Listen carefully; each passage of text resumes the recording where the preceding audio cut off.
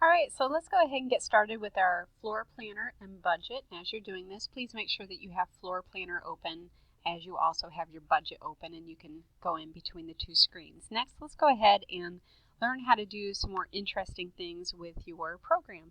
So in the last video, I showed you how you could split your walls so that if you wanted to do different things with different parts of your walls. Let's go a little bit further, and something else you can do is if you wanted to bend the wall a little bit, you can do that to create different shapes of rooms. And in addition, one of my expectations is that you are creating labels. So like I just had before, if I single click, that is a left click. And if I go in here to, this is your information that you can put in here. There's a drop down here, so there's lots of different room names. And I'm going to go ahead and put bedroom in there. But obviously if you have a room that is kind of unidentified, you're going to need to go ahead and do your own. Now if I click off of that, you'll notice that bedroom is there.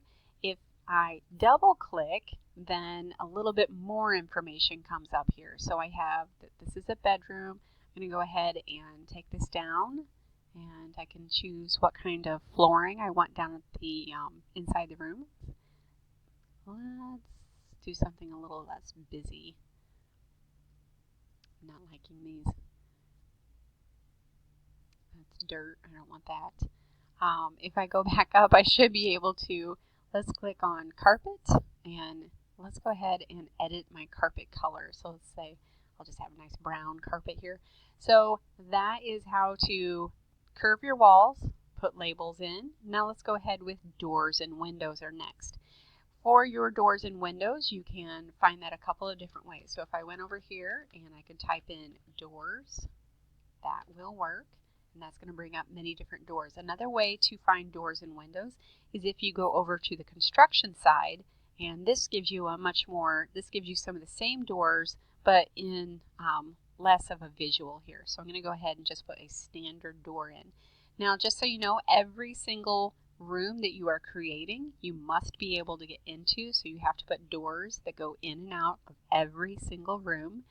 Something else that you're going to need to do is every single room that is an exterior room, that means that any room that has a view or could have an outside wall, being brick or whatever it's going to be on the, whatever it is on the outside, which is not part of our program, but you are going to need to have a window that you are going to be able to put in here. So let's go ahead and let's type in, let's go to windows over here. I like to be able to see what I'm doing whenever I choose them. So if I type in windows,